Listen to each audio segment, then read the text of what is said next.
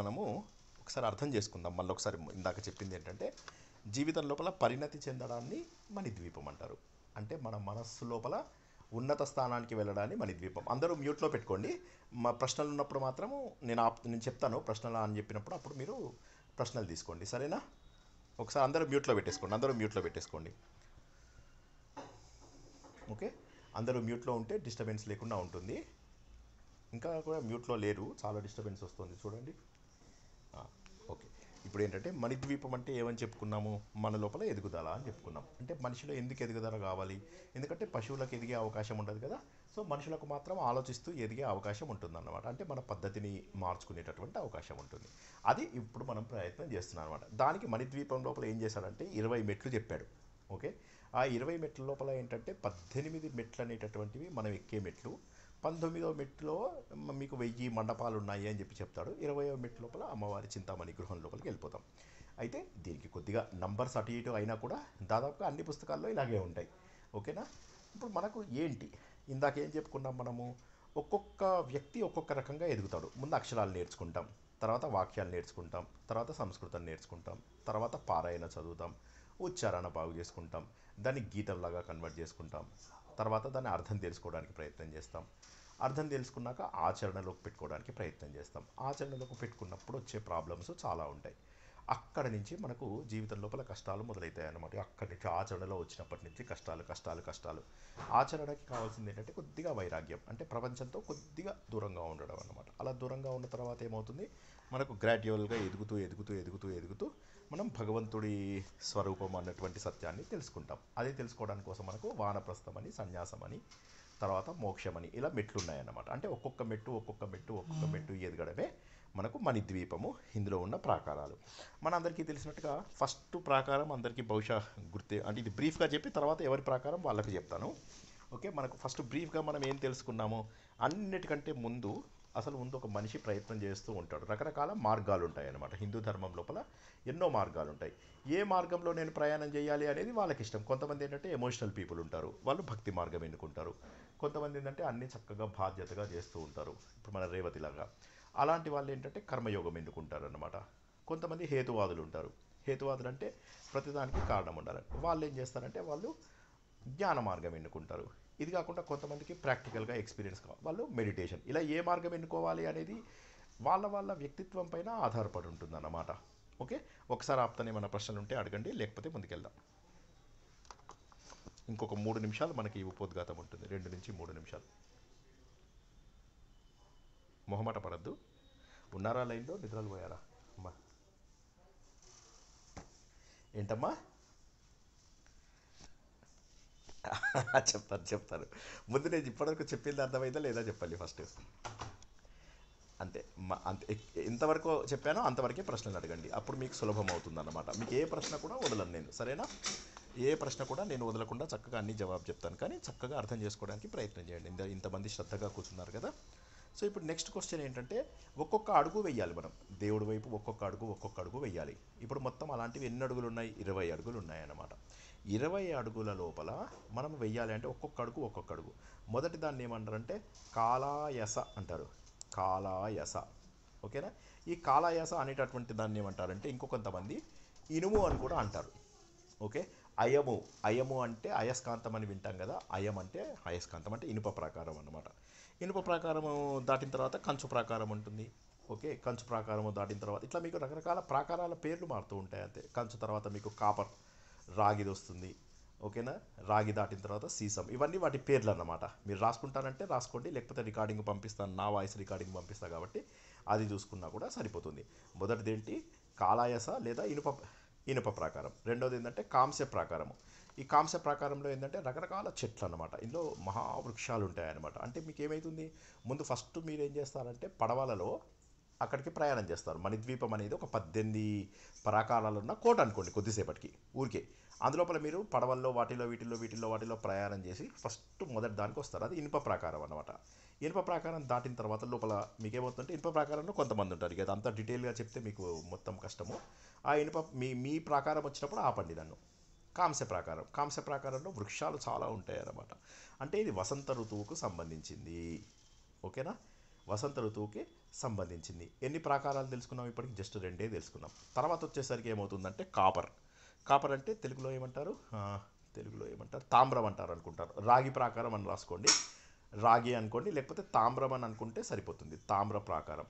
ఈ తామ్ర ప్రాకారము ఏంటంటే ఇది మనకు చాలా పెద్దది. ఇందు లోపల కల్పవృక్షాలు ఉంటాయి. కల్పవృక్షాలు అంటే ఏంటంటే కోరికలు తీర్చే వృక్షాలు ఉంటాయి అన్నమాట. ఆ వృక్షాలు ఇందులోపల వసంత ఋతువు ఎవరైతే ఉంటారో అతను ఉంటాడు. ఇక్కడ నుంచి మొదలెట్టి మనకున్న ఋతువులు ఏముంటాయి? వసంత ఋతువు తర్వాత గ్రీష్మ ఋతువు వస్తుంది, అవునా? ఆ గ్రీష్మ ఋతువుని సీస ప్రాకారము అంటారు, సరేనా? దీన్ని సంతాన వాటిక అని కూడా అంటుంటారు.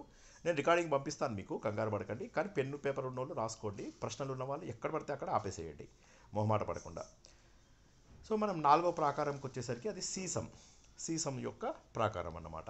ఓకే, ప్రాకారం అయిపోయిన తర్వాత ఏమవుతుందంటే అది ఇది ఇందులోపల మనకు మెయిన్లీ గ్రీష్మ ఋతువుకు సంబంధించినటువంటివి అన్నీ ఉంటాయన్నమాట. అంటే ఇక్కడి నుంచి మనకి ఏమవుతుందంటే ఋతువుల యొక్క, అంటే ఒక్కొక్క ఋతువులో మనం సాధన చేయాలి అని చెప్పడం అన్నమాట. గ్రీష్మ ఋతువు తర్వాత వచ్చేసేటటువంటి దాన్ని ఇత్తడి ప్రాకారం అంటారు. ఇత్తడి ప్రాకారాన్ని సంస్కృతంలో ఏమంటారు మర్చిపోయారు నేను, చూసుకోండి. ఇత్తడి ప్రాకారం క క హరిచందనం ఆరకోట అంటారు. Correct ఆరకోట correct. హరిచందన వృక్షాలు ఉంటాయి ఇక్కడ, దీన్ని ఆరకోట అంటారు. కరెక్ట్. ఓకేనా? So wonderful. సో ఇక్కడ అంటే ఇది ఏంటి, మనం ఒక్కొక్క ఋతువుని దాటుతున్నామని అర్థం చేసుకోండి. ప్రతి చోట కూడా ఒక్కొక్క ఋతువుని దాటుతున్నామన్నమాట. అదైపోయిన తర్వాత మీకు 5 లోహాలు ఉంటాయి. ఈ 5 లోహాల ప్రాకారం ఏదైతే ఉంటుందో ఇది చాలా గొప్పదన్నమాట. దీన్ని మందార వాటిక అంటారు. మందార వాటిక అంటే ఏంటంటే మందారం అంటే ఎర్రటి, దీంతో ఎర్రటి చిగుళ్ళు చాలా ఆనందంగా ఉండేటటువంటిది అన్నమాట.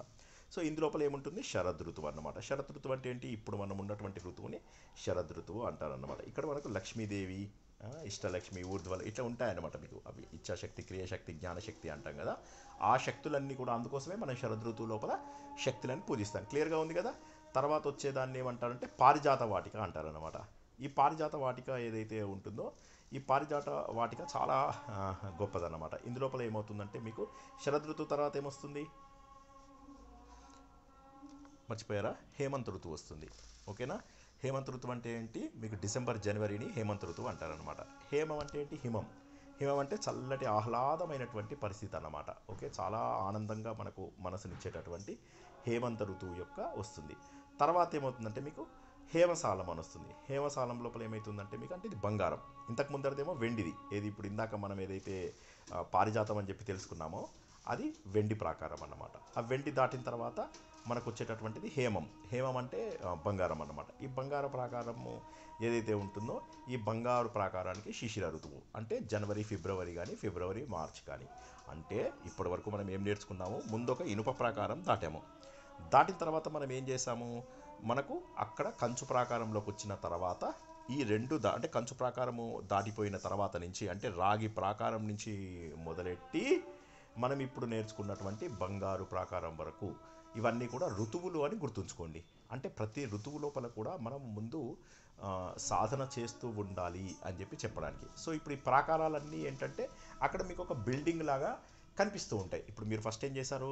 ముందు మీరు 4 మార్గాలలో ఏదో ఒక మార్గాన్ని ఎన్నుకున్నారు. కర్మయోగం, భక్తి యోగం, రాజయోగం, జ్ఞానయోగం అనే 4 మార్గాలలో ఏదో ఒక మార్గం ఎన్నుకుని మీరు ఏం చేశారంటే కదులుతూ పడవల్లోకి వెళ్ళారు. పడవల్లో దాటి అక్కడికి వెళ్ళారు. వెళ్ళగానే మీకు ఫస్ట్ ఒక ఇనుప ప్రాకారం కనిపించింది. అక్కడ మీకు అక్కడ నుంచి మీరు ఏం చేస్తారు? ముందు అందరూ వెయిటింగ్ రూమ్ అనుకోండి. ఇనుప ప్రాకారం అంటే వెయిటింగ్ రూమ్, అంటే దేవుడితో మాట్లాడడానికి ఉన్నది. తర్వాత మెల్లగా మీరు ఏం చేస్తారు? కంచు ప్రాకారానికి వెళ్తారు. వెళ్తే కాస్త వీకప్పుడు అంతా అందంగా, ప్రకృతి అంతా అందంగా కనిపిస్తూ ఉంటుంది. అక్కడ నుంచి ప్రారంభమవుతుంది మీకు 3, 4, 5, 6, 7, 8 ఇవన్నీ కూడా 6 రకాల ప్రాకారాలు ఏవైతే ఉన్నాయో ఇవి ఋతువులను వర్ణించేటటువంటి ప్రాకారాలు. ఒకసారి ఆపుతారు, ప్రశ్నలు అడగండి. ఇది మీరు ఎవరైనా మీకు ఇది రిప్రజెంట్ చేస్తుంటే ఇంకా డీటెయిల్గా చెప్తాను. పర్వాలేదు సార్, అర్థమైందంటే ముందుకెళ్ళిపోతా.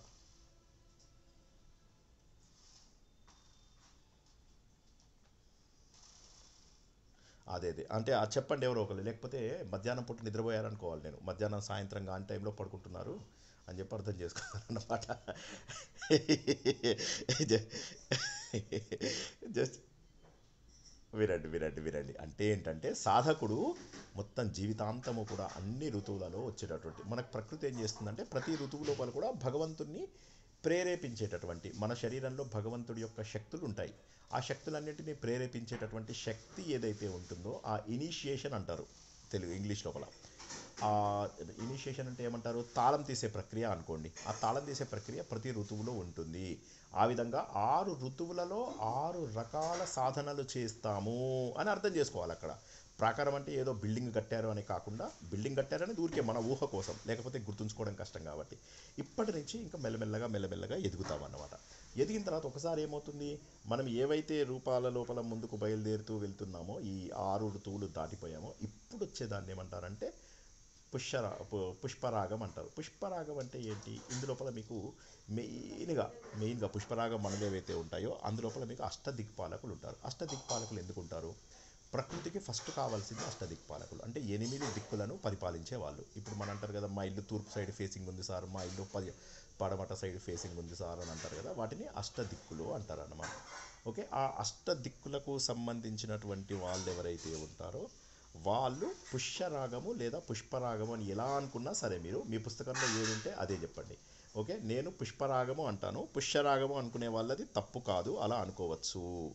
ఈ పుష్యరాగము మీరు ఎప్పుడైతే దాటిపోతారో అప్పుడు మీకు ఏమవుతుందంటే ఒకసారి ప్రకృతిలో ఉన్నటువంటి కళలు అర్థమవుతాయి. కళలు అంటే ఏంటి, మనకేమవుతుందంటే మనలో ఉండే లక్షణాలు 64 లక్షణాలు ఉంటాయన్నమాట.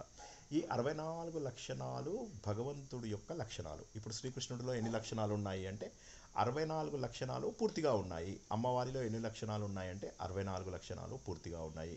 ఒక్కొక్క లక్షణంకి ఒక్కొక్క కళ, ఒక్కొక్క విద్య అని అనుకోండి. కొద్దిసేపటికి టెంపరీగా ఒక్కొక్క కళకు ఒక్కొక్క విద్య అని చెప్పేసి అనుకోండి. ఉదాహరణకు పెయింటింగు, ఓకే, నృత్యము, సంగీతము, ఇటువంటివన్నీ కూడా మీకు ఈ కళలు అన్నమాట. 64 కళలు. ఈ 64 కళలు కూడా మీకు వచ్చేటటువంటి దాన్ని ఏమంటాము, 64 కళలు వచ్చేదాన్ని ఏమని అనుకున్నాం,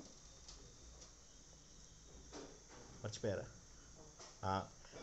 చతుషష్ఠి కళలు అంటారు. ఈ చతుషష్ఠి కళలకు చతుషష్ఠి యోగిన్ అని చెప్పేసి కూడా మీకు ఉంటాయి. దీన్నే మనము చౌషట్ యోగిన్ అని చెప్పేసి, ఇండియా లోపల 3-4 టెంపుల్స్ ఉన్నాయి. మన తీర్థయాత్ర గ్రూప్లో ఉన్న వాళ్ళకి ఎవరికైనా అది వచ్చి ఉంటుంది, అది తెలుసుకోండి. ఆ చతుషష్ఠి యోగినిలది ఈ 64 కళలు కూడా మనకి ఏం చూపిస్తాయంటే మన శరీరంలో ఉన్న ధాతువులు అంటారు. శరీరంలో 7+1 8 ధాతువులు ఉంటాయన్నమాట. ఆత్మను కూడా కలుపుకుంటే 8 ధాతువులు. 8 ధాతువులు అంటే ఏంటి, ఇప్పుడు మీ శరీరం లోపల చర్మము, రక్తము, మాంసము, మేధ, మజ్జ, శుక్లము, ఇవన్నీ ఏవైతే ఉంటాయో వీటన్నిటికీ కూడా కలుపుకొని 8వది ఆత్మ అన్నమాట. ఈ 8కి 8 మంది ఉపదేవతలు ఉంటారు. సో అట్లా మీకు మొత్తం 64 మంది దేవతలు. అంటే మీ శరీరాన్ని ఏం చేస్తున్నారంటే మీరు భగవంతుడితో ఐక్యం చేయడానికి కోసమని ప్రయత్నం చేస్తున్నారు. ప్రయత్నం చేసి ఇంకా కొద్దిగా ముందుకెళ్తే దాన్ని పద్మరాగం అంటారు అనమాట. ఈ పద్మరాగం లోపల ఏమవుతుందంటే మీకు చాలా భీకర శక్తులు వస్తాయి ఇంకా అప్పటికి. అయితే ఇక్కడ కొద్దిగా అందరూ జాగ్రత్తగా ఉండాలి. భీకర శక్తులు వచ్చినప్పుడు ఏమవుతుందంటే దాన్ని చెడుగా వాడుకునే వాళ్ళు ఎక్కువ ఉంటారు. సో అది కొద్దిగా జాగ్రత్తగా ఉన్నట్లయితే అక్కడి నుంచి మనం ఏం చేస్తామంటే పద్మరాగం దాటిపోయి గోమేధికంలోకి వెళ్ళిపోయాం. గోమేధికం దాటి వెళ్ళిపోయిన తర్వాత మనకు ఏమొస్తుంది, గోమేధికం తర్వాత ఏమొస్తుంది ఎవరన్నా చెప్పండి.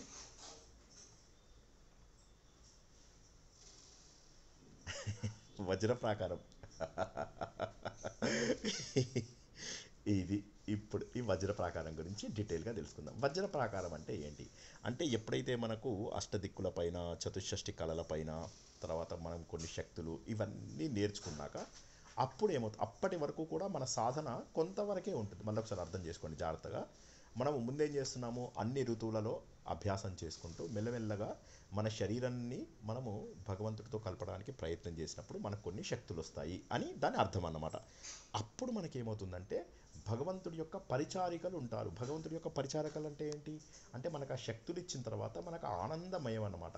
ఇప్పుడు ఎవరైతే మీరు వజ్ర ప్రాకారము అని చెప్పేసి అనుకున్నారో ఇది మీకు 10 యోజనాలు అంటారు. యోజనం అంటే ఏంటంటే జనరల్గా ఒక 12 కిలోమీటర్లు అనుకోండి, 8 మైళ్ళు, సుమారుగా 12 కిలోమీటర్లు, అలా జస్ట్ గుర్తుంచుకోండి. ఇది ఎవరైతే వజ్ర ప్రాకారంలో ఉన్నారో వాళ్ళు కావాలంటే నోట్స్ రాసుకోండి, గుర్తుంచుకోండి. ఈ వజ్ర ప్రాకారం అనేటటువంటిది చాలా చాలా చాలా చాలా చాలా చాలా ఇంపార్టెంట్ అనమాట.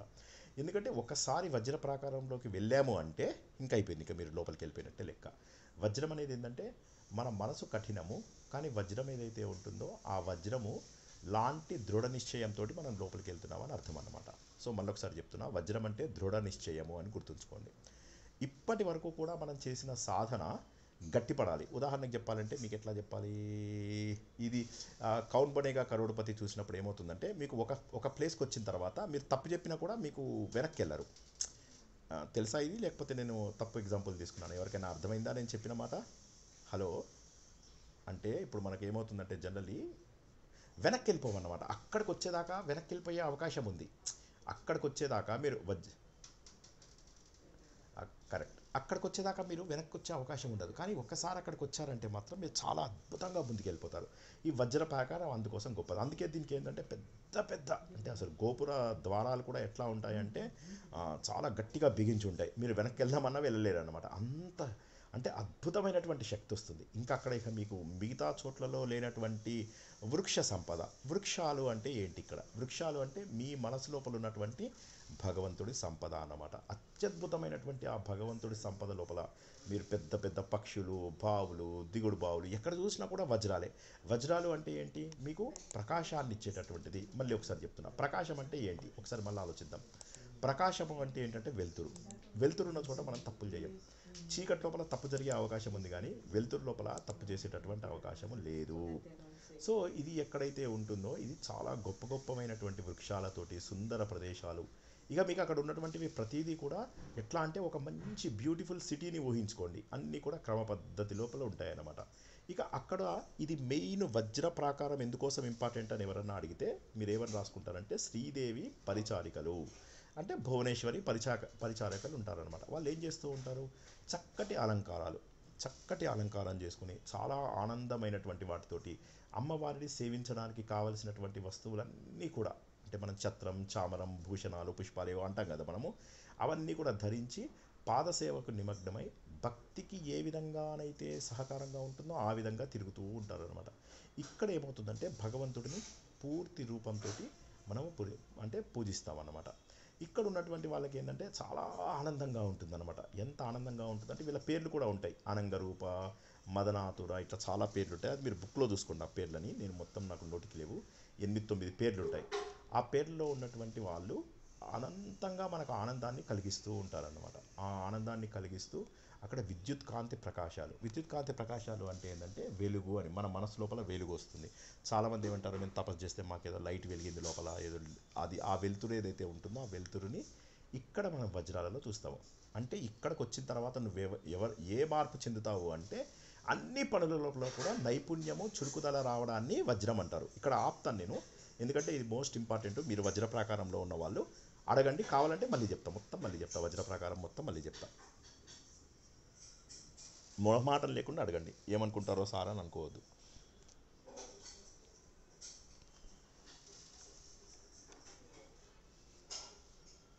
Very good, very good.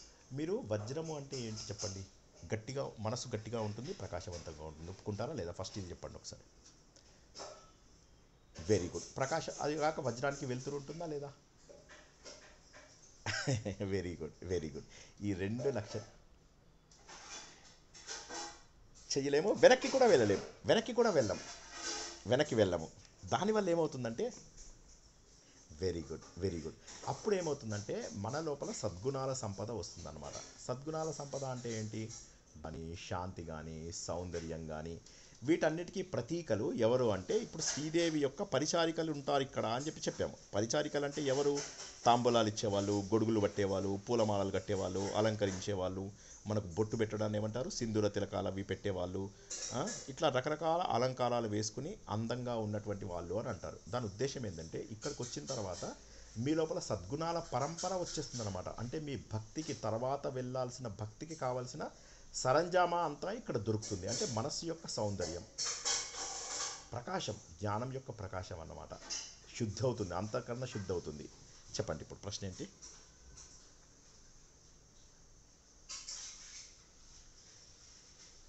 ఇవన్నీ కూడా నవరత్నాలే. ఓకే, మనకు ఈ 9 రకాల రత్నాలు ఉంటాయి కదా, ఈ 9 రకాల రత్నాలు కూడా ఒకదానికంటే ఇంకొకటి గొప్పవి అని చెప్పేసి అంటుంటారు అనమాట. ఈ 9 రత్నాలు భూమిలోంచి మనకి ఎందుకు ఇచ్చాడు భగవంతుడు అంటే వాటి ద్వారా మనకు గ్రహాల యొక్క పీడ పోగొట్టడానికి, తర్వాత గ్రహాల యొక్క శక్తిని మన లోపల స్వీకరించడానికి, మనకు వచ్చేటటువంటి అరిష్టాలను పోగొట్టడానికి ఒక్కొక్క దానికి ఒక్కొక్క లక్షణం ఉంటుంది. ఒకటి వేడి తీసేస్తుంది, ఒకటి కోపం తీసేస్తుంది, ఒకటి రాగం తీసేస్తుంది, ఒకటి క్రోధం తీసేస్తుంది, ఒకటి ప్రశాంతతను అందిస్తుంది. ఇలాగా ఒక్కొక్కటి, ఇవన్నీ కూడా నవరత్నాలే. ఇప్పుడు మనం చెప్పుకుంటున్నటువంటిది పుష్యరాగం అని నేను చెప్పాను కదా, పుష్పరాగం కానీ, గోమేధికం కానీ, వజ్రం కానీ, వైఢూర్యం కానీ, ఇంద్రనీలం కానీ, తర్వాత తెల్లగా ఉంటే దాన్ని ముత్యం అంటారు. ఇంకేముంటాయి చెప్పండి? ముత్యం, పగడం. ఇవన్నీ మనం ఏవైతే నవరత్నాలు ఉంటాయో ఈ నవరత్నాల దారి లోపల మనం వెళ్తూ ఉంటాం. అంటే ఒక్కొక్క చోట ఒక్కొక్క గొప్ప లక్షణం మనకు కలుగుతూ ఉంటుంది అని లెక్క అన్నమాట. ఓకేనా? ఇవి ఇప్పుడు మనం ఫస్ట్ ఏం చేసాము, ఋతువులు దాటాము, అష్టదిక్పాలకులను దాటాము, 64 కళలను దాటాము, శక్తులను సంపాదించుకున్నాము. ఇప్పుడు ఏంటంటే ఇక వెనక్కి వెళ్ళినటువంటి గట్టి స్థాయికి మనం వచ్చాం వజ్రాలలో. ఇక్కడ ఉండేవాళ్ళు శ్రీదేవి పరిచారకులు అంటారు. వీళ్ళెవరు? ప్రశాంతంగా భగవంతుడికి సేవ చేసుకునే వాళ్ళు.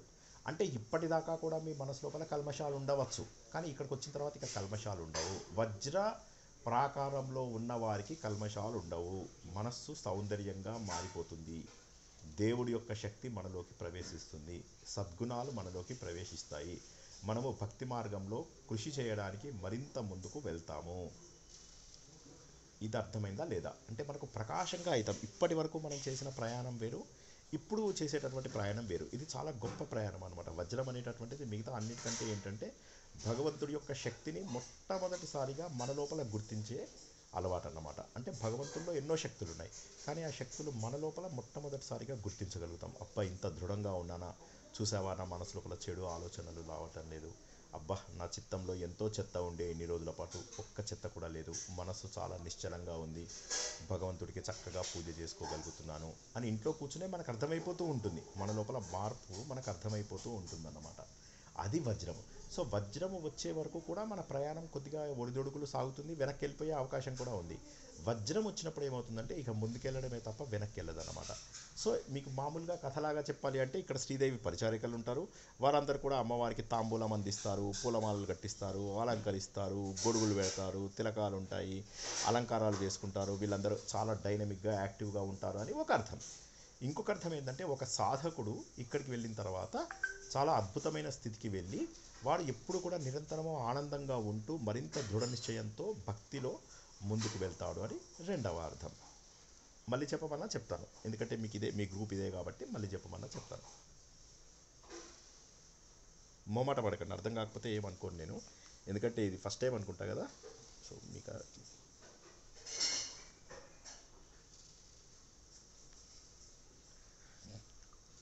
అవును,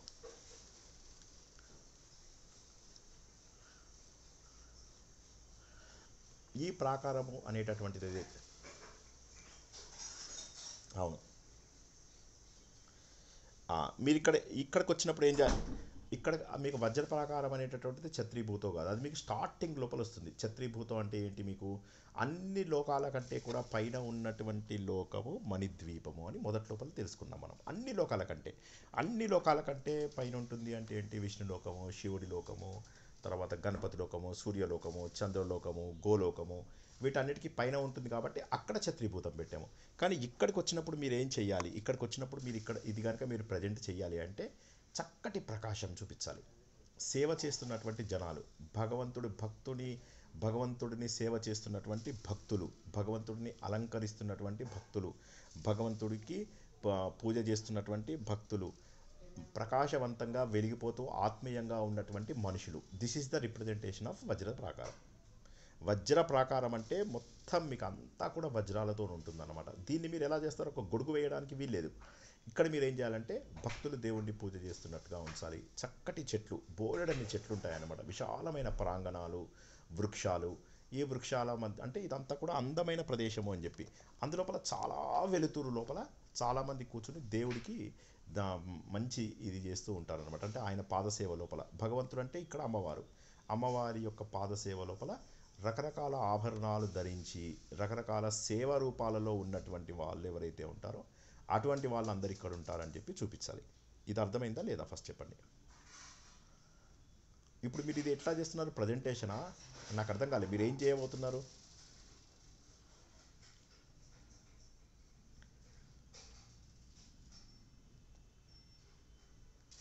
ఆవిడ మ్యూట్లో ఉన్నారేమో చూడండి,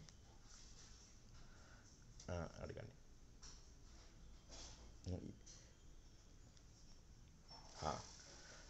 ప్రజెంటే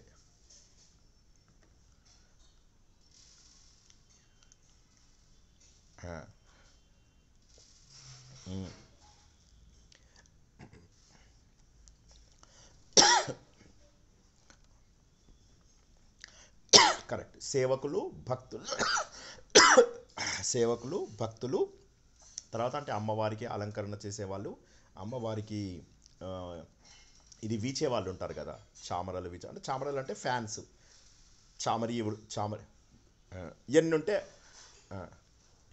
కరెక్ట్ కరెక్ట్ వాళ్ళందరినీ అక్కడ పెట్టి, వాళ్ళందరూ కూడా వజ్రానికే రిప్రజెంటేటివ్, వాళ్ళందరూ నవరత్నాలకు రిప్రజెంటేటివ్ కాదు. ఆ 9 మంది ఎవరైతే మీకు పేర్లు ఉన్నాయో ఆ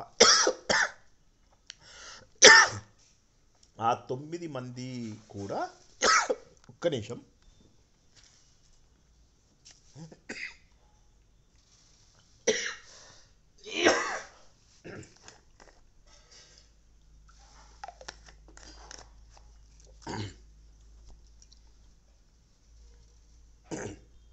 ఓకే, ఆ 9 మంది ఎవరైతే ఉంటారో ఆ 9 మందికి మీరు రకరకాల ఇవి వేయాల్సి వస్తుంది అనమాట. ఏమంటారు, అలంకరణ చేస్తున్నట్టుగాను, భగవంతుడికి సేవ చేస్తున్నట్టుగాను, తర్వాత చాలా అంటే చాలా వెలుతురు ప్రకాశము ఉన్నట్టుగాను ఇలా ఉండాలన్నమాట. ఇలా ఉన్నప్పుడు ఏమవుతుందంటే మీకు చాలా సులభంగా అవతల వాడు అర్థం చేసుకోవడానికి వీలవుతుంది. ఇది వజ్ర ప్రాకారం అని చెప్పి ఇప్పుడే బుక్ చూస్తున్నా నేను.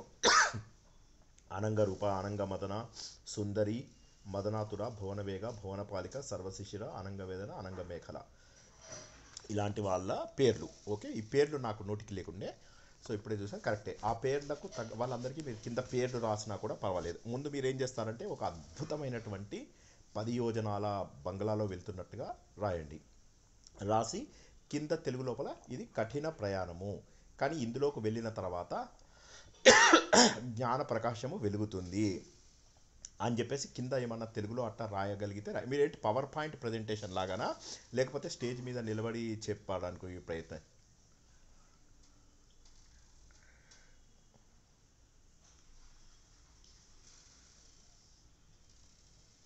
మ్, ఓకే, అంటే ఎంతమంది ఉంటారు ఇప్పుడు మీ గ్రూప్ లోపల?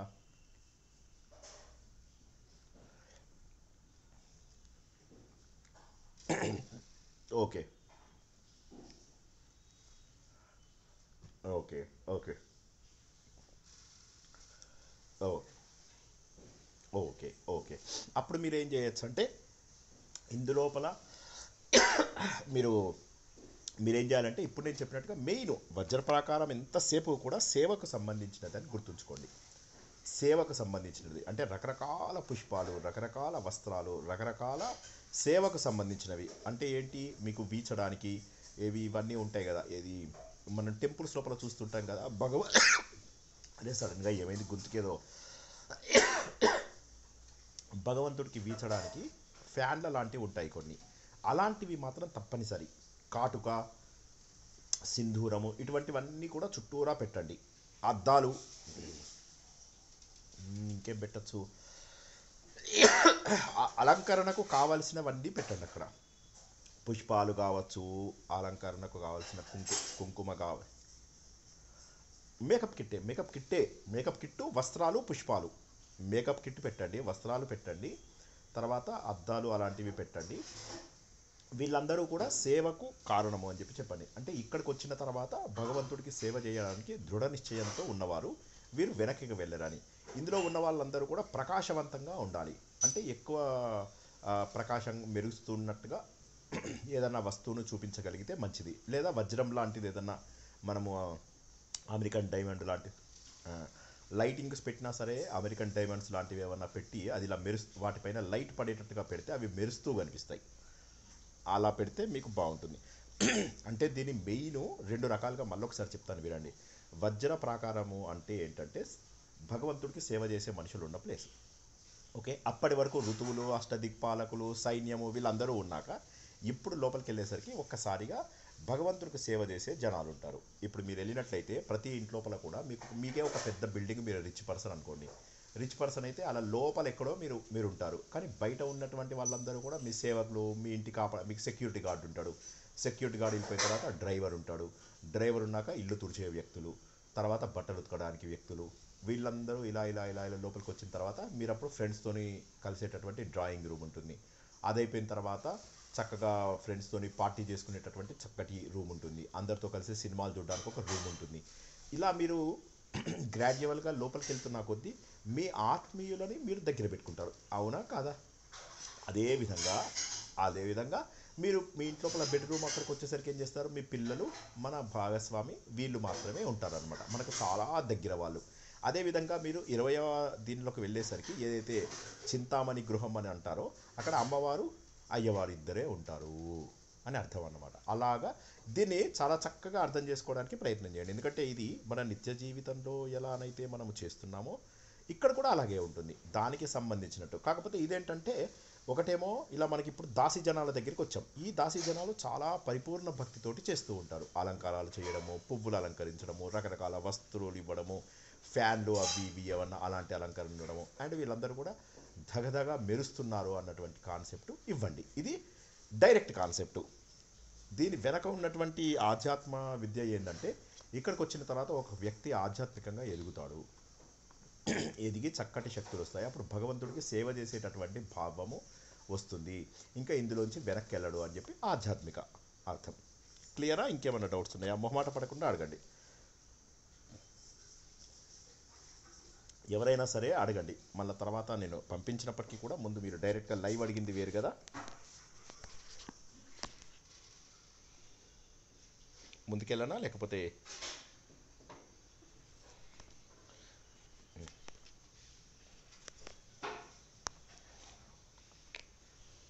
కరెక్ట్?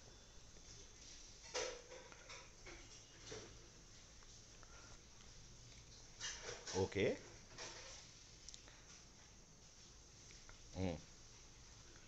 Okay okay okay. పర్వాలేదు, దాంతో మనకేం సంబంధం లేదు కదా.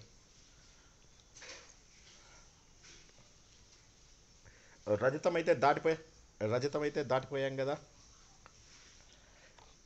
సరే, రజత ప్రకారము ఎక్స్ప్లెయిన్ చేయనా? రజత ప్రకారంలో ఏముంటుందో చెప్పనా? రజ ఓకే, అయితే ముందు ఇక్కడ దాకా అర్థమైందా? ఫస్ట్ ఇది వజ్రం అర్థమైందా కాదా చెప్పండి ఫస్ట్. ఏం చే అంటే ఇక్కడ మనకేంటంటే సేవ చేసే జనాలు, ఇప్పుడు మనం ఇంట్లోపల సెక్యూరిటీ గార్డ్ నుంచి ప్రారంభమై ఒక్కొక్కటి ఒక్కొక్కటి ఒక్కొక్కటి ఒక్కొక్కటి దాటిన తర్వాత పంచలోహాలు దాటినప్పుడు, పంచలోహాలు అంటే 5 లోహాలు ఏవైతే కలిసి ఉంటుందో అది దాటిపోయిన తర్వాత వచ్చేటటువంటిది ఏదైతే ఉంటుందో దానిని మనం ఏమంటాము, వెండి ప్రాకారము అంటాం అన్నమాట. అంటే ఎప్పుడు వస్తుంది వెండి ప్రాకారము చెప్పండి? పంచలోహాల దాటి ఇది ఏమవుతుందంటే మీకు ఇందాకట్లాగా అంత పెద్దగా ఉండదు. ఇక్కడ ఏంటంటే శిఖరాలు ఉంటాయి. మెయిన్ ఏంటంటే ఎత్తైనటువంటి శిఖరాలు.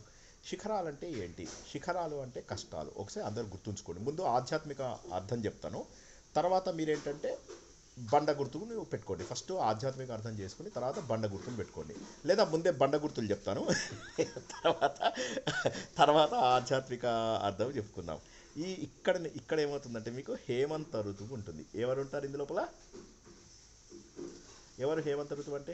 హేమం అంటే ఏంటి? హలో, హేమం అంటే ఏంటి?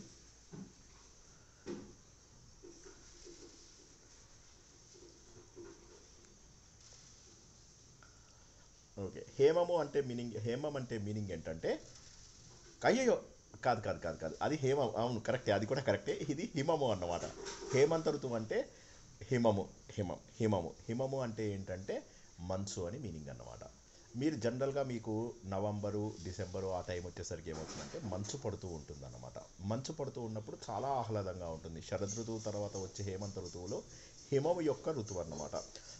హిమము అంటే మనకు మంచు అనేటటువంటిది ఏముంటుంది, చక్కటి మనసులను పరవశింపజేసేటటువంటిది. దీనికి ప్రభు ఎవరు? హేమంత ఋతువు.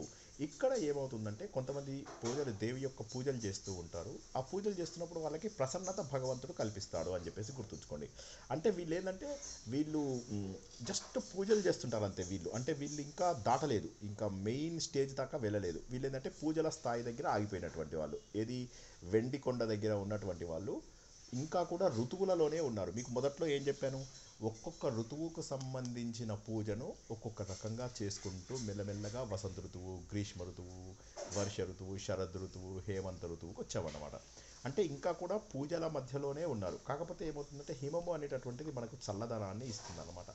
చల్లదనాన్ని ఇవ్వడం వల్ల ఆ హేమంత ఋతువు లోపల తన ఆయుధాలు, తనకు కొంతమంది గణాలు ఉంటారు. ప్రతి ఒక్కరి గణం అంటే గ్రూప్ అని అర్థం చేసుకోండి. ఓకే, తన యొక్క టీం ఎవరైతే ఉంటారో హేమంత ఋతువు ఏం చేస్తారంటే తన టీం ద్వారా వీళ్ళకు చల్లదనాన్ని అందిస్తూ ఉంటాడు, ప్రశాంతతని. అంటే పూజలు అవి చేసేవాళ్ళు ఎవరైతే ఉంటారో వాళ్ళు ప్రశాంతంగా ఉంటారు. వాళ్ళు ఇక్కడ దేవి అమ్మవారి యొక్క వ్రతాలు, అమ్మవారి యొక్క పూజలు, అమ్మవారి యొక్క నోములు ఇవన్నీ చేస్తున్నటువంటి మనుషులు అని చెప్పేసి అర్థం. అంటే ఇక్కడ మీరు మెయిన్ దీన్ని గుర్తించాలి అంటే ఏం చేస్తారంటే ఒక వెండి కొండ పెట్టండి. సింపుల్గా ఒక వెండి కొండ మంచిగా పెడుతూ ఉండాలి.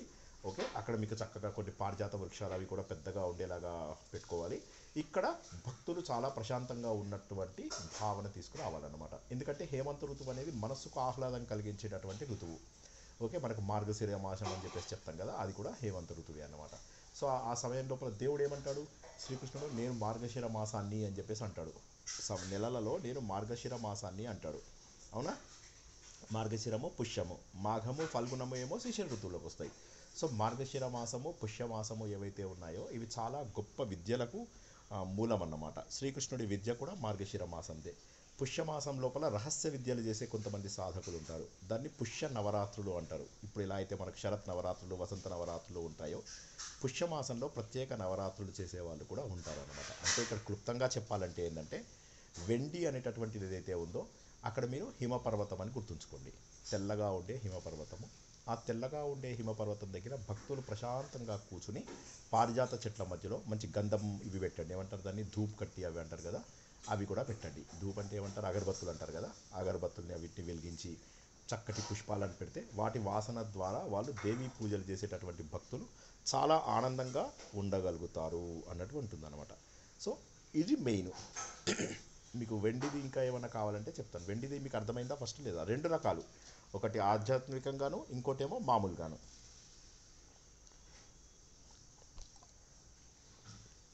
అంటే ఇంకా సాధకుడు ప్రారంభ దశలోనే ఉన్నాడు, మొదటి దశలోనే ఉన్నాడని చెప్పడం. అంటే ఏంటంటే ఆహ్లాదంగా ఉన్నటువంటి పూజలు చేస్తున్నాడు అని సింపుల్ అర్థం చెప్పాలంటే. వెండి దగ్గర ఉన్నప్పుడు ఆహ్లాదమైనటువంటి పూజలు చేస్తూ ఉన్నాడు. తెల్లటి వెండి కొండను చూపించండి.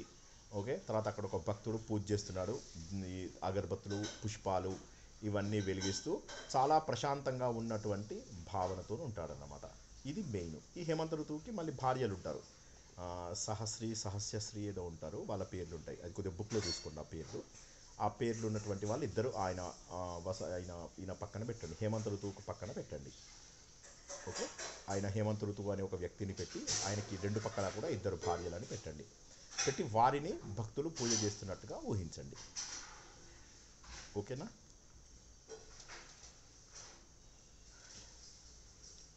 అంటే ఇంకా అమ్మవారి దాకా వెళ్ళరు, వీళ్ళు ప్రారంభ దశలో ఉన్నారు కదా, అట్లా అన్నమాట. అది అంటే ప్రారంభ దశలో ఉన్నప్పుడు అమ్మ అంటే చెయ్యొచ్చు, దేవీ పూజలు చేయడంలో తప్పులేదు. ఎక్కడున్నా కూడా పెట్టచ్చు, అమ్మవారిని కూడా పెట్టచ్చు. భక్తులు ఏం చేయొచ్చు అంటే ఆయన దగ్గర కూర్చుని అమ్మవారిని పూజ చేస్తున్నట్టుగా పెట్టవచ్చు, తప్పేమీ లేదు. ఎందుకు? అవును, దింపచ్చు, తప్పకుండా దింపచ్చు. అంటే కానీ అందరికీ తెలుసా అనేది, పుష్య నవరాత్రులని గుప్త నవరాత్రులు అంటారు. పుష్యము, మాఘము, ఆషాఢము ఈ మూడు నవరాత్రులని గుప్త నవరాత్రులు అంటారన్నమాట. ఇవి అందరికీ బహిరంగంగా తెలిసేటటువంటి నవరాత్రులు కాదు. అయినప్పటికీ కూడా మీరు ఆ కాన్సెప్ట్ పెడితే అందరికీ తెలియని వాళ్ళకి తెలిపిన వాళ్ళు కూడా అవుతారు. కాబట్టి తప్పక పెట్టండి. పుష్య నవరాత్రులు అని పెట్టండి. శ్రీకృష్ణుడి బొమ్మ పెట్టి మార్గశిర మాసాన్ని నేనే అని చెప్పి పెట్టండి. ఓకే, శ్రీకృష్ణుడు మార్గశిర మాసాన్ని నేనే అన్నాడు. శ్రీకృష్ణుడితో ఒక బొమ్మ పెట్టి తను మార్గశిర మాసం అని కింద రాయండి. పక్కన పుష్య నవరాత్రులు అని చెప్పేసి అమ్మవారికి పూజ చేస్తున్నటువంటి భక్తులని, అక్కడే ఉన్నటువంటి హేమంత ఋతువుకి సంబంధించినటువంటి ఆయన హేమంతుడు ఎవరైతే ఉంటాడో ఆయన ఇద్దరి భార్యలు, ఆయన పేర్లు చూసుకోండి ఒకసారి. పేర్లు నేను తప్పు చెప్తున్నానేమో. సహస్రీ, సహస్రశ్రీ ఏదో అదే కొద్దిగా అది ఒకసారి చూసుకోండి. సహస్యాన నాకు తెలియదు, అందుకే తప్పు చెప్పానేమో అని అనుమానం. అది చూసుకోండి ఒకసారి. అది పేరు నేను తప్పు చెప్పి ఉండొచ్చు. అది చూసుకొని మీరు అవి పెట్టుకోండి. పెట్టేసి వీళ్ళందరూ కూడా దేవీ వ్రతాన్ని చేస్తుంటారు. అక్కడ ఒక దేవి భాగవతం బుక్ కూడా పెట్టండి. పెట్టి వీళ్ళందరూ కూడా వ్రతాలు చేస్తున్నట్టుగా పెట్టండి. ఆ పుస్తకం మీద రెండు ఇవి పెట్టండి, పుష్పాలు పెట్టండి. ఓకేనా? మళ్ళీ ఒకసారి చెప్తున్నాను. వెండి కొండ సప్తశతి పెట్టండి. పెట్టు, ఏం కాదు. ఇంకా ముందు మీకు కాన్సెప్ట్ అర్థమవుతుందా లేదా చెప్పండి. అంటే నేనేదో చెప్తూ పోతున్నాను కానీ మీకు కాన్సెప్ట్ అర్థం కావాలి. ఏంటంటే ఒకటి సాధకుడు సాధకుడు మెల్లమెల్లగా మెల్లమెల్లగా ప్రయాణం చేస్తూ ఋతువులు మారుతూ ఒక్కొక్క ఋతువుకు సంబంధించిన పూజలు ఒక్కొక్క రకంగా చేసుకుంటూ మెల్లమెల్లగా ఎదుగుతున్నాడు అనమాట. ఒక వ్యక్తి ఎదగడానికి కావాల్సినటువంటివన్నీ ఇందులో ఉన్నాయి. ఇది కాన్సెప్ట్. ఈ కాన్సెప్ట్ లోపల మనకి ఇక్కడ చూపిస్తున్నది ఏంటంటే వెండి కొండల రూపంలో ఉన్నటువంటి అంటే హేమంత ఋతువు అని చెప్పాలి. అంటే హిమము అంటే మంచు అని మీనింగ్ అనమాట. ఆ మంచుకు సంబంధించినటువంటి దేవుడు హేమంత ఋతువు, హేమంతుడు. ఆయనకి ఇద్దరు భార్యలు. ఈ హేమంత ఋతువులో వచ్చేటటువంటివి మార్గశిర మాసము, పుష్యమాసం కాబట్టి ఆ రెండింటికి సంబంధించినటువంటి దేవుళ్ళని పెట్టారు మీరు. తర్వాత అక్కడ ఒక దేవి భాగవతం పెట్టి కొంతమంది భక్తులు దాన్ని మనస్ఫూర్తిగా పూజ చేస్తున్నట్టుగా పెట్టండి. చెట్లు అవి కూడా పెట్టండి. ఎందుకంటే ఈ సమయం లోపల ఇక్కడ పారిజాత వృక్షాలు అప్పుడప్పుడే కొత్త లీవ్స్ వస్తూ ఉంటాయి అన్నమాట ఆ సమయం లోపల. అందుకే శ్రీకృష్ణుడు నేను మార్గశిర మాసాన్ని అన్నాడు. శ్రీకృష్ణుడు వాళ్ళ భార్య కోసం పారిజాత వృక్షం తీసుకొస్తాడు. ఓకేనా. పువ్వు నచ్చింది అంటే చెట్టునే లేపుకుని వచ్చేస్తాడు అనమాట. సో అట్లా ఇప్పుడు ఇంట్లో గోల చేయకండి మీ వాళ్ళని అక్కడికి వెళ్ళమని, బట్ జస్ట్ జనరల్గా. ఓకేనా, అందరికీ క్లియర్? అడగండి, డౌట్ ఉంటే అడగండి.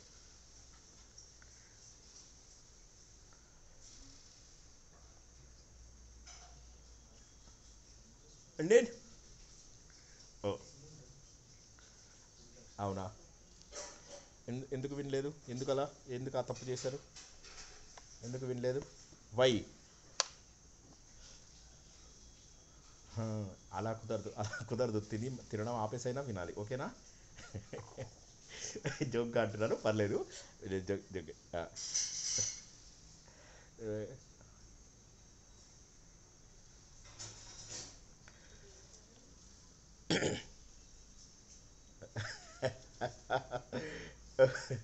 ఓకే. నవరత్నమా? ఇది వద్దా మీకు? పుష్యరాగం అన్నారు, చెప్పనా వద్దా? పోనీ పుష్యరాగం అంటే రెడ్ కలర్, ఏం లేదు. పుష్యరాగం అంటే రెడ్ కలరు. అన్నీ రెడ్ కలర్ పెట్టాలి అక్కడ. మీకు అక్కడ ఉన్నటువంటి పుష్పాలు, ఉద్యానవనం ఒకటి పెట్టండి. ఉద్యానవనం పెట్టేసేసి అందులోపల అన్ని పుష్యరాగాలు పెట్టండి. అంటే అన్నీ కూడా చెట్ల పాదులు, చెట్లకు సంబంధించినవి, సరోవరము, కొన్ని స్తంభాలు పెట్టండి. తర్వాత కొన్ని లేక్స్ లాగా చిన్నగా.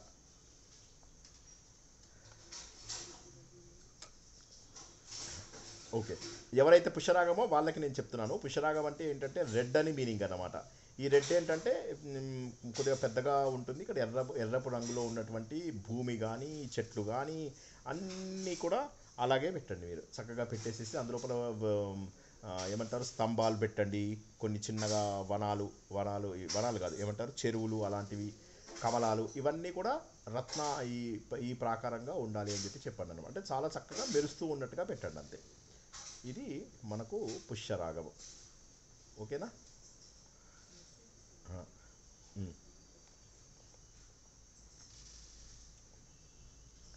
అవు- అవునవా. చెప్తాను, ఏం పర్వాలేదు, చెప్తాను, రాసుకో. ఇది ఫస్ట్ ఏమో మనకు శరీరంలో పైన ఏముంటుంది? చర్మము. అవునా. చర్మము, రక్తము.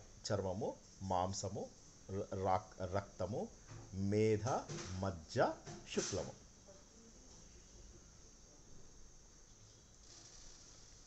ఓకేనా, రాసుకున్నావా?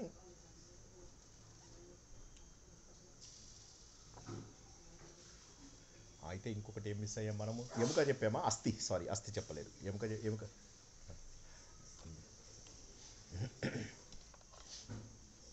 ఈ 8 మంది దేవతలు ఉంటారన్నమాట. 8 మందికి చతుషష్ఠి యోగినిలు అని ఉంటారు. ఒక్కొక్కళ్ళకి ఒక్కొక్క దేవుడు, ఒక దేవత. భైరవుడు, భైరవి అని ఇద్దరు ఉంటారన్నమాట.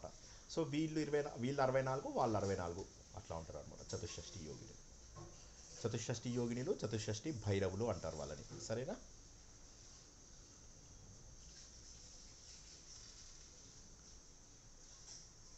హలో. నిద్రపోయారు, మళ్ళీ మన స్టూడెంట్స్ చాలా ఫాస్ట్గా నిద్రపోతారు, అది ప్రాబ్లం. నెక్స్ట్.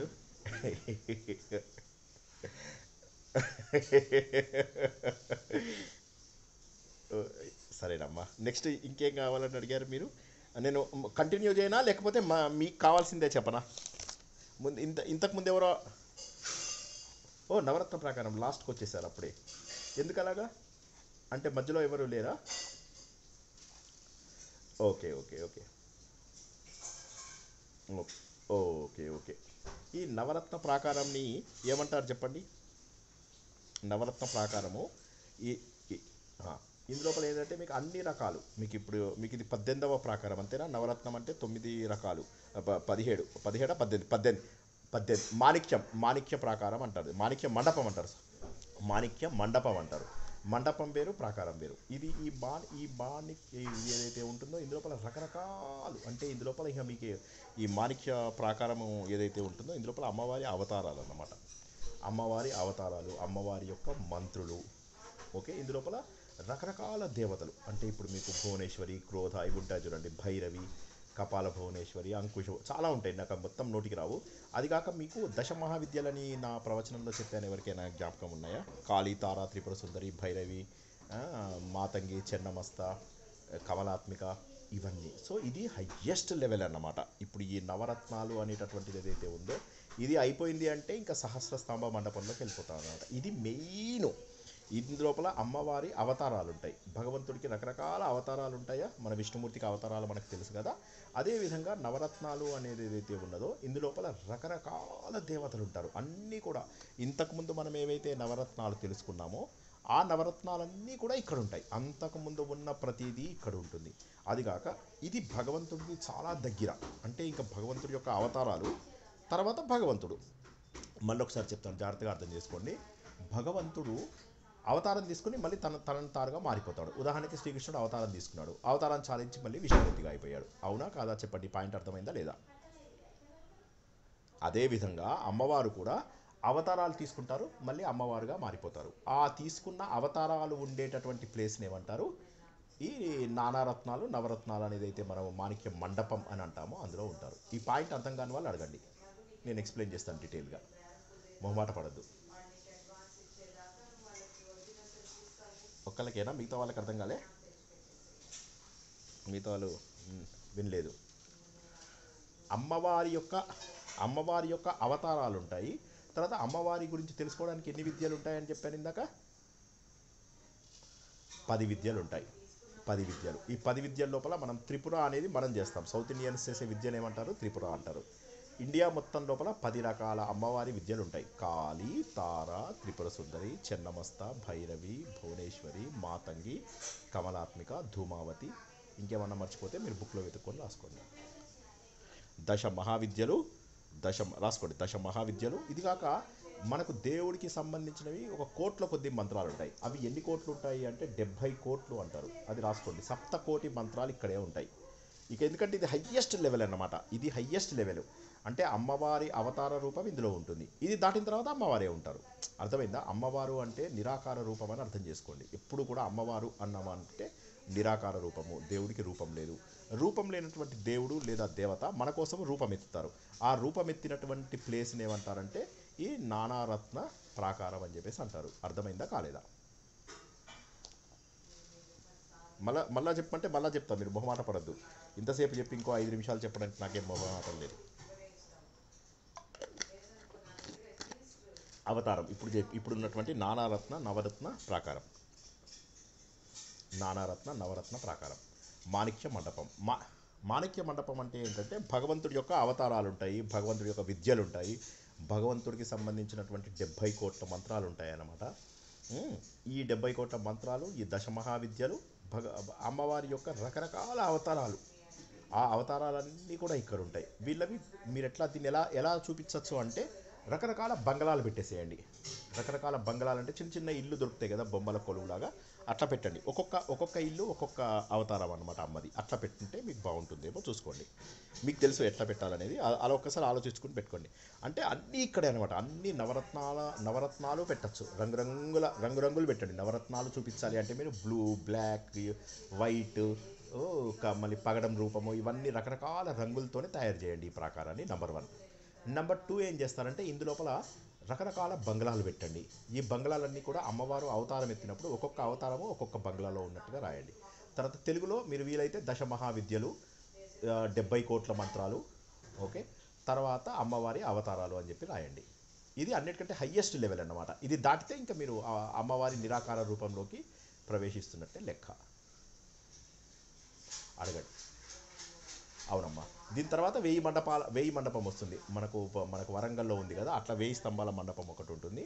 అది దాటిన తర్వాత చింతామణి గృహం. చింతామణి గృహం అంటే ఏంటంటే చింతలు లేనటువంటి ప్రదేశాన్ని చింతామణి గృహం అంటారు. ఎప్పుడైతే నువ్వు భగవంతుడిలో కలిసిపోతావో నీకు చింతలు ఉండవు అన్నమాట. అది చింతామణి గృహంలోకి వెళ్ళిపోతాం. అది అక్కడికి. Correct, correct, correct, correct.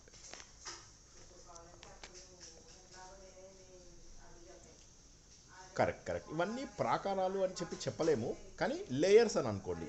ఇవి సహస్ర స్తంభ మండపం అంటారు. ఇప్పుడు ఇందాక దాన్ని మాణిక్య మండపం అంటారు, దాన్ని ప్రాకారం అన్నారు. నవరత్నాన్ని మళ్ళీ ప్రాకారం అనొచ్చు, పగడ పగడ ప్రాకారం అంటారు, మరకతమణి ప్రాకారం అంటారు. పేరు ప్రాకారము అని మనం చెప్పుకోవడంలో మీకు తప్పేమీ లేదు. సో 19ది సహస్ర స్తంభాల మండపం ఒకటి ఉంటుంది. ఈ సహస్ర స్తంభాల మండపం దాటగానే చింతామణి మండపం వచ్చేస్తుంది. అట్లా. ఆ,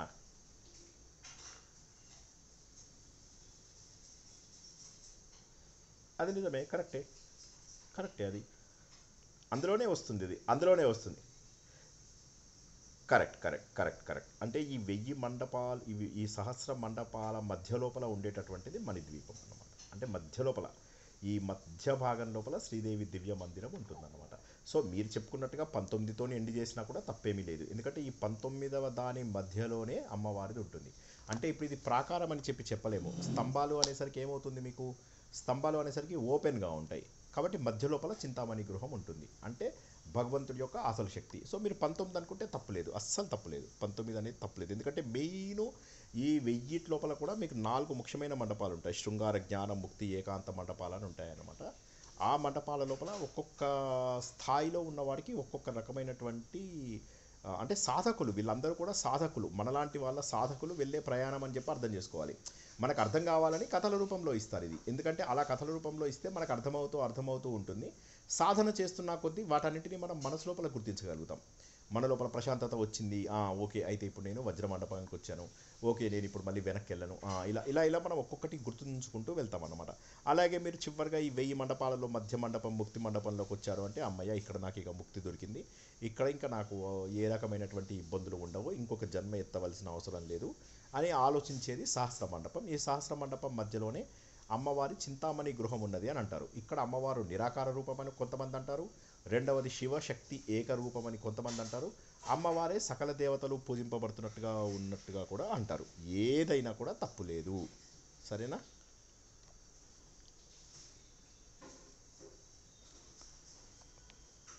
మీకు ఇది నానారత్నం అర్థమైందా లేదా చెప్పండి ముందు. ఆ లేయర్లో ఉన్న వాళ్ళు చాలా ఇంపార్టెంట్. ఆ లేయర్ అన్నిటికంటే గొప్ప లేయర్ కాబట్టి మీరు అక్కడ ఏం చేస్తారంటే అన్ని రంగులు పెట్టండి. మీరు అంటే నాకు మీరు ఎగ్జాక్ట్లీ ఏం చేస్తున్నారో ఇప్పటికి కూడా అర్థం కాలేదు.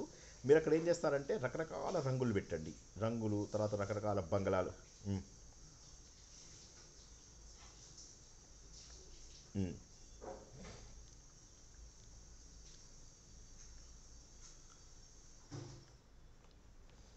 ఉమ్, ఉమ్, ఉమ్, ఉమ్, ఉమ్,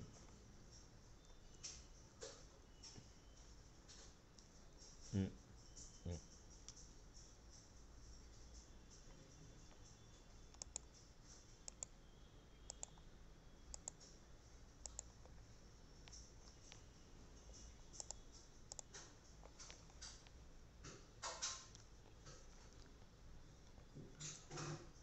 అవును, అవును. Very good. గుర్తుపెట్టుకోకపోయినా పర్వాలేదు, నేను ఇప్పుడు పంపిస్తాను, ఇది రికార్డింగ్ పంపిస్తాను. ఉమ్, ఉమ్.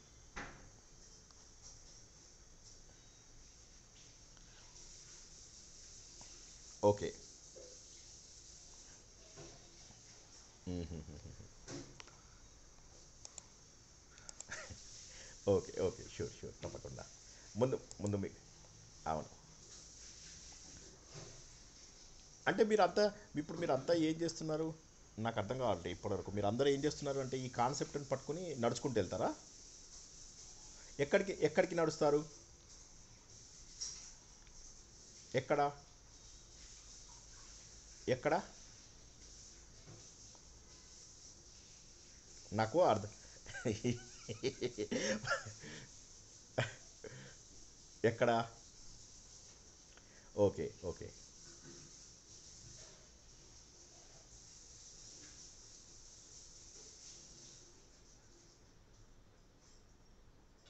ఓకే.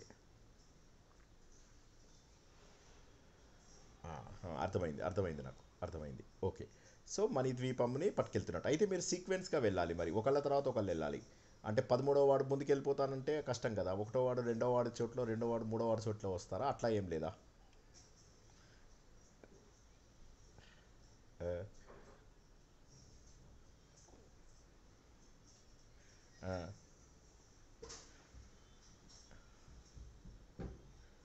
ఆహాహాహా.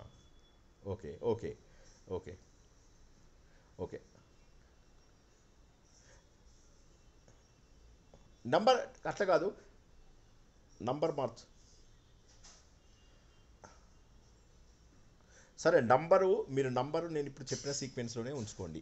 ఏవైతే మొదటిది ఏంటి, కాలాయస అంటే ఐరన్, తర్వాత మీరు ఇది కంచు, తర్వాత వచ్చినటువంటి 6 ఋతువులు, తర్వాత అష్టదిక్పాలకులు, తర్వాత 64 కళలు, తర్వాత అమ్మవారి భీకర శక్తులు, తర్వాత మనకు శ్రీదేవి పరిచారకలు అంటే వజ్ర ప్రాకారం. తర్వాత మళ్ళీ ఇప్పుడు మనం తెలుసుకున్నది చివరిలో ఏం తెలుసుకున్నాము, నానారత్నం. నానారత్నం అంటే లాస్ట్, ఇంకా ఇది దాటితే అమ్మవారి గుడిలోకి వెళ్ళిపోయి అంటే మనకు మోక్షం వచ్చినట్టే. ఇక్కడ ఈ నానారత్నంలో ఏం తెలుస్తుంది మనకు, భగవంతుడి యొక్క అవతారాలు తెలుస్తాయి, భగవతి యొక్క అవతారాలు తెలుస్తాయి. అంతే, అంతే, భగవతి యొక్క అవతారాలు మాత్రమే తెలుస్తాయి. కానీ మనకేమవుతుందంటే ఇది తెలియదు, దాన్ని ఏమంటారు, ఆ, భగవతి అవతారాలు తెలుస్తాయి కానీ అమ్మవారి యొక్క రూపము మణిద్వీపంలోనే ఉంటుంది అని చెప్పేసి మనము చెప్పుకోవాలన్నమాట. ఓకేనా? ఇంకా కూడా డౌట్స్ ఉంటే అడగండి, అదర్వైజ్ అయిపోయినట్టే నేను చెప్పదలుచుకున్నది. మధ్యలో ఎవరు లేరా మరి, నన్ను చాలా విషయాలు చెప్పని లేదు కదా, వైడూర్యం అవి ఇవి ఏవో ఉన్నాయి, అవన్నీ అవసరం లేదా, ఇవాళకి అవసరం లేదా?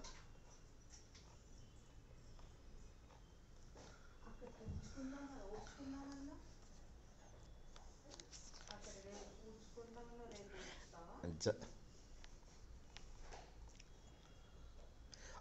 8 పెట్టండి. పుష్యరాగం అంటే అష్టదిక్పాలకులు కదా.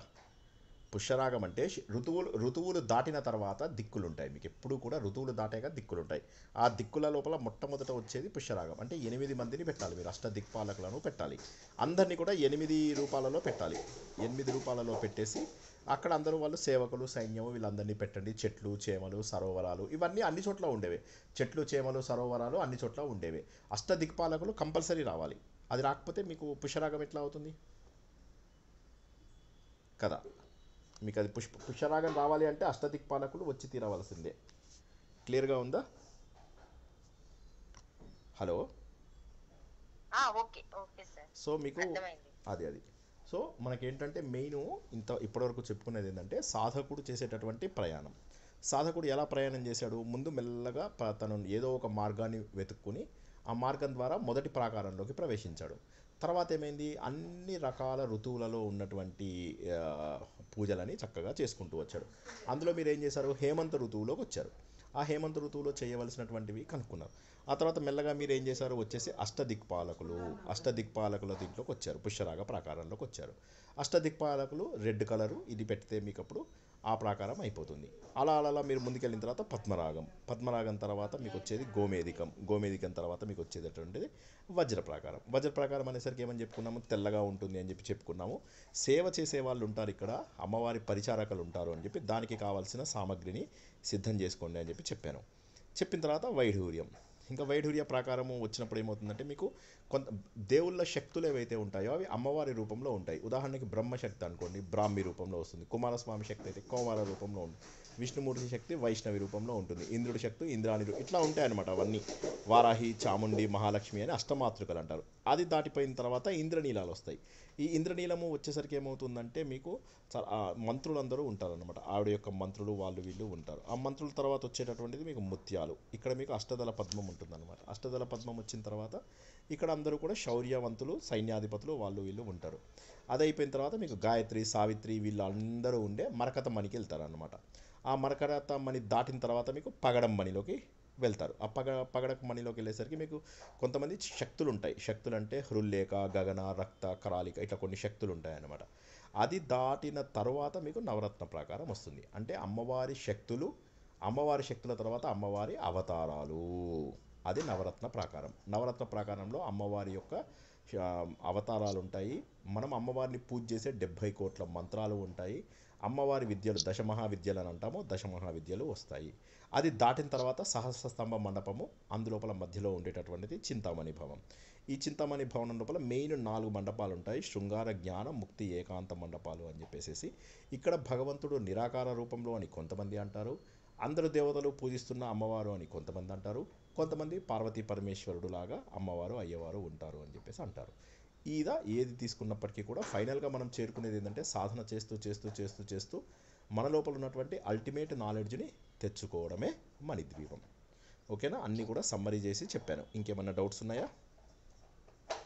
ఇప్పుడు మనం ఒకవేళ శ్రీచక్రం పెట్టాలి అంటే ఏ ప్రాకారంలో పెట్టాలి సార్? ఇప్పుడు 18లో పెట్టచ్చా? 18లో పెట్టాలి మీరు. ఎందుకంటే శ్రీచక్రం నవరత్న ప్రాకారంలో శ్రీచక్రం అనేటటువంటిది ఏంటంటే ఈ ప్రకృతి మొత్తము కూడా భగవంతుడు 9 లేయర్స్లో క్రియేట్ చేస్తాడు. 9 లేయర్స్ అంటే అవ్యక్తము, వ్యక్తము, మహత్తు, అహంకారము, పంచభూతాలు, పంచ జ్ఞానేంద్రియాలు, పంచకర్మేంద్రియాలు, పంచప్రాణాలు, పంచతన్మాత్రలు అని ఈ 9 లేయర్స్. 9 లేయర్స్ అంటే 9 ఒరుగులు, 9 సొరుగులు, 9 ఆవరణలు. ఆ 9 ఆవరణలలో చేసిన దాంట్లో పైన ఉండేది చిన్న బిందువులాగా ఉంటే దాన్ని ఏమంటారంటే అవ్యక్తము అంటారు. అవ్యక్తం అంటే కనిపించినటువంటి భగవంతుడి రూపము. ఆ కనిపించినటువంటి భగవంతుడు కింద కనిపించేది మీకు 3 ఉంటాయి. ఆ మూడింటిని ఇచ్ఛాశక్తి, క్రియాశక్తి, జ్ఞానశక్తి అంటారు. అది త్రిభుజాకారంలో ఉంటుంది. అక్కడి నుంచి భగవంతుడు సృష్టి కొనసాగుతూ కొనసాగుతూ కొనసాగుతూ చివరికి మనకు 9వ ప్రాకారం వచ్చేసరికి ఏమవుతుందంటే 9వ ప్రాకారం అనకూడదు, దాన్ని 9వ లేయర్ అనుకోండి. మీరు ప్రాకారం అంటే మణిద్వీపంతో కన్ఫ్యూజ్ అవుతారు. ఆ 9వది ఏదైతే ఉన్నదో ఆ 9వది ఏంటంటే మనము వెళ్ళేటటువంటి 4 మార్గాలు. ఈ 4 మార్గాలు మీకు చతురస్రంలాగా ఉంటాయి కింద. మీరు చూసినట్లయితే ఎవరైనా చూసి ఉండొచ్చు బహుశా. ఆ చూసి ఉన్నట్లయితే శ్రీచక్రంలో కింద ఒక స్క్వేర్ లాగా ఉంటుంది. 4 ప్రాకారాలు, 4 మార్గాలు: భక్తి మార్గము, జ్ఞాన మార్గము, కర్మ మార్గము, మెడిటేషన్ లేదా రాజ మార్గము అని 4 మార్గాలు. అదే మనం ఫస్ట్ ప్రాకారంగా మణిద్వీపంలో తెలుసుకున్నాం అన్నమాట. ఇది అంతా ఒక్కటే, కాకపోతే ఎంత అర్థమైతే అంత అన్నమాట. అది అర్థమైనా కొద్దీ ఇంకా బాగా పెట్టచ్చు. ఇప్పుడు మీరు అది పెట్టాలి అంటే ఇప్పుడు మీ బిందువు అనేటటువంటిది ఏదైతే ఉందో అది నవరత్న మండపంలో వస్తుంది అని లెక్క అన్నమాట. అట్లా పెట్టచ్చు, తప్పేం లేదు. నవరత్న మండపంలో పెట్టవచ్చు. 9 ఆవరణలకు కారణమైనటువంటి భగవంతుడి రూపంగా అక్కడ పెట్టుకుంటే ఎటువంటి తప్పు కూడా లేదు. పెట్టుకోవచ్చు, తప్పేమీ లేదు. ఓకేనా? Okay sir. అంటే ఇప్పుడు 9వ ప్రాకారం అంటే పుష్యరాగ ప్రాకారం కాదు, మీరు చెప్పింది నవరత్న మండపం. అది దానికి దీనికి కొంత డిఫరెన్స్ ఉంటుంది. శ్రీచక్ర మండపానికి తర్వాత మణిద్వీప ప్రాకారాలకు కొంత డిఫరెన్స్ ఉంటుంది అంతే. అదొకటి గుర్తుంచుకోండి. శ్రీచక్రం తెలియజేసేది ఏంటంటే ప్రపంచమంతా ఎలా సృష్టింపబడింది అని తెలియజేసేదాన్ని శ్రీచక్రము అంటారు. 9 ఆవరణలు. 9 అంటే భగవంతుడి సంఖ్యను 9 అంటారు అన్నమాట. అందుకే భగవంతుడి సంఖ్య ఎప్పుడు 9, 18, 27 ఇలా ఉంటాయన్నమాట. అన్నీ కూడా 9తోని ఎండ్ అయ్యే సంఖ్యలే ఉంటాయి భగవంతుడిది. అందుకే మనకు అన్నిటికంటే గొప్ప సంఖ్య ఏది అంటే 9 అని చెప్పేసి చెప్తారనమాట. అంకె 9 అంకె, 9తోనూ ఏర్పడే మిగతా సంఖ్యలు అవన్నీ కూడా భగవంతుడి సంఖ్యలు అంటారు. ఆ 9 మనకు శ్రీచక్రంలో ఉంది. శ్రీచక్రంని ఏమంటాం మనము? చక్రరాజము అంటాం అన్నమాట. శ్రీ విద్య అంటాము దాన్నే శ్రీచక్రము, శ్రీ విద్య, తర్వాత త్రిపుర సుందరి, బాల, షోడశి, పంచదశి ఇలా చాలా ఉంటాయి. మీరు ఒక్కరోజు చెప్తే కన్ఫ్యూజ్ అయిపోయి అసలు వదిలేస్తారు. సో కాబట్టి ఎంత తెలుసుకున్నారో అంత జ్ఞాపకం ఉంచుకోండి చక్కగా. వీలైతే ఎంత రికార్డ్ అయిందో నాకు తెలియదు, కానీ రికార్డింగ్ అనేది పంపించడానికి ప్రయత్నం చేస్తాను. సరేనా? ఇప్పుడు శ్రీచక్రము మనం పెడితే ఏ టైప్ శ్రీచక్రం పెట్టాలంటే ఇప్పుడు 3 రకాలు ఉంటాయి కదా? అవును, శ్రీచక్రాలు 3 రకాలు ఉంటాయి. ఒకటి ఏంటంటే మామూలుగా ఫ్లాట్గా ఉండేటటువంటిది 2 డైమెన్షనల్, ఇంకోటి 3 డైమెన్షనల్, ఇంకోటి మనకు కైలాస ప్రస్థారం ఉంటుంది. కైలాస ప్రస్థారం అంటే టెంపుల్స్లో పెడతారు. సో మీరేం చేస్తారంటే భూప్రస్థారం పెట్టండి. భూప్రస్థారం అంటే చిన్న ప్లేట్ లాగా ఉంటుంది కదా, అది పెడితే సరిపోతుంది. లేదు మీ దగ్గర ఆల్రెడీ కొంత 3 డైమెన్షనల్ది ఉంది, ఎత్తు కూడా ఉన్నది ఉంది అంటే అది కూడా పెట్టవచ్చు, తప్పేమీ లేదు. కానీ మీరు వాట్సాప్ పెడతారా సార్? అది అంటే మీరు చెప్పిన ప్లేట్ ఉండదు, ఉంటుంది కానీ సరే పెడతాను. భూప్రస్థారం అంటారు. భూప్రస్థారము అంటే ఏంటంటే ఫ్లాట్గా ఉండేదాన్ని భూప్రస్థారం అంటే ఒక ప్లేట్ మీదనే శ్రీచక్రంలో ఉన్న వస్తువులన్నీ రాసేదాన్ని భూప్రస్థారము అంటారు. అలా కాకుండా దాన్ని నిలబెడితే ఇలా పై వరకు బిందువు వరకు కనిపించేదాన్ని మనకు 3 డైమెన్షనల్ ప్రస్థారం ఏదైతే ఉంటుందో అది. అలా కాకుండా టెంపుల్స్లో పెట్టేదాన్ని కైలాస ప్రస్థారం అంటారు. సో అది మనకు పెట్టం కాబట్టి మొదటిది మీకు ఈజీ, ప్లేట్ మీద పెట్టుకోవడం ఈజీ. అది బెటర్. అప్పుడు అదే మొత్తం భగవంతుడి శక్తి మొత్తాన్ని తెలియజేస్తుంది. సార్ ఇప్పుడు తిరుమలలో ఉన్న శ్రీచక్రం ఏంటి సార్? తిరుమలలో ఎక్కడుంది? దేవుడు ముందుందా లేకపోతే? నేను ఎప్పుడు చూడలేదు. నేను ఆహా, హుండీ కింద ఆహా, ఆదిశంకరాచార్యులు ఉందా? ప్రతిష్ఠించారు నేను కదా. చూడలేదు, నేను చూడలేదు. అది ఇలా పై వరకు ఉంటుందా లేకపోతే భూమిలో పాతేసినట్టు ఉంటుందా? లేదు లేదు, భూమిలోకి ఉంటుంది. అది దానిపైన మళ్ళీ ఒకటి ఉంటుంది. అది కూడా ఒక 12 years కి అలా తీస్తారు ఆ, సార్. ఆ, నాకు అంత ఐడియా నేను లేదు, నేను చూడలేదు, విన్నాను. కాబట్టి చెప్పలేను. బట్ జనరల్గా అందుకని ఏంటంటే ఒక నేను హుండీ కింద ఫస్ట్ దండం పెట్టుకొని అప్పుడు హుండీలో వేస్తాము డబ్బులు. అలాగే అలాగే చేయొచ్చు. కింద నేను ఎంత చూడలేదు, ఉంది? నేను చూడలేదు. ఆ, జనరల్గా ఏంటంటే మనము ఇప్పుడు శ్రీశైలంలో వెళ్ళారు, అమ్మవారు భ్రమరాంబిక ముందు ఒకటి ఉంది. ఓకే, అది అది అది కాదు మనం పెట్టేది. అది పెడితే మీకు పెద్దగా అయిపోతుంది. అది కనిపించడానికి అది పెట్టచ్చు, అది పెట్టినా తప్పులేదు. లేదా ఒక చిన్న ప్లేట్ లాగా ఉంటుంది, చిన్న రాగి రేకు, ఇత్తడి రేకు, అలాంటి రేకు మీద కూడా రాస్తారు. అది అది కూడా పెట్టుకోవచ్చు మీరు. ఓకేనా? Okay sir. ఇప్పుడు అది మరి మనకి కనిపించాలంటే ఇట్లా నిలబెట్టచ్చా? మరి నిలబెట్టినట్టే అది ఉండాలి. ఏమైనా తప్పు అవుతుందా? ఏమీ తప్పు కాదు, ఏమీ తప్పు కాదు. మీరు చేస్తున్నది పూజ కాదు, భగవంతుడి యొక్క ఇది వన్ డే కోసం కాబట్టి ఏం కాదు. ఇంట్లో పెట్టుకోవాలంటే మాత్రం మీకు నియమాలు ఉంటాయి. ఇంట్లో పెట్టి పూజ చేయాలంటే నియమాలు ఉంటాయి, లేకపోతే మీకు జనరల్గా నియమాలు ఉండవు.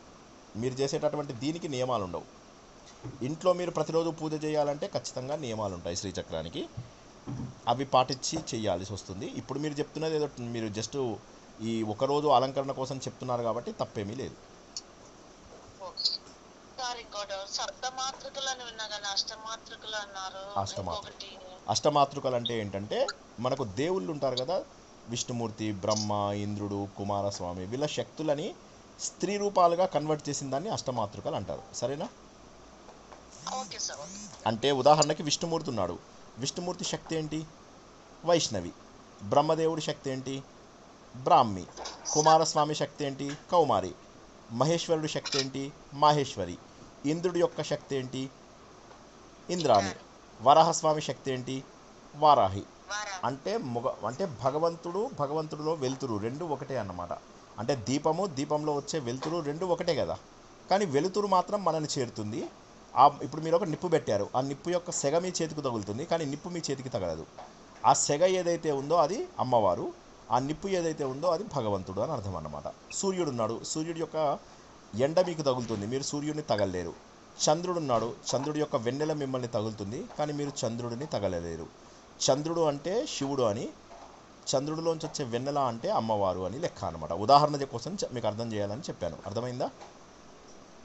అదేవిధంగా బ్రహ్మలో ఉన్న శక్తిని బ్రాహ్మి అంటారు, మహేశ్వరుడిలో ఉన్న శక్తిని మాహేశ్వరి అంటారు, విష్ణుమూర్తిలో ఉన్న శక్తిని వైష్ణవి అంటారు, ఇంద్రుడిలో ఉన్న శక్తిని ఇంద్రాని అంటారు. ఇలా ఉన్నటువంటి మాతృకలు ఎవరైతే ఉంటారో వారిని సప్తమాతృకలు ప్లస్ మహాలక్ష్మి కూడా కలుపుతారు, అష్టమాతృకలు అంటారు అన్నమాట. ఓకేనా?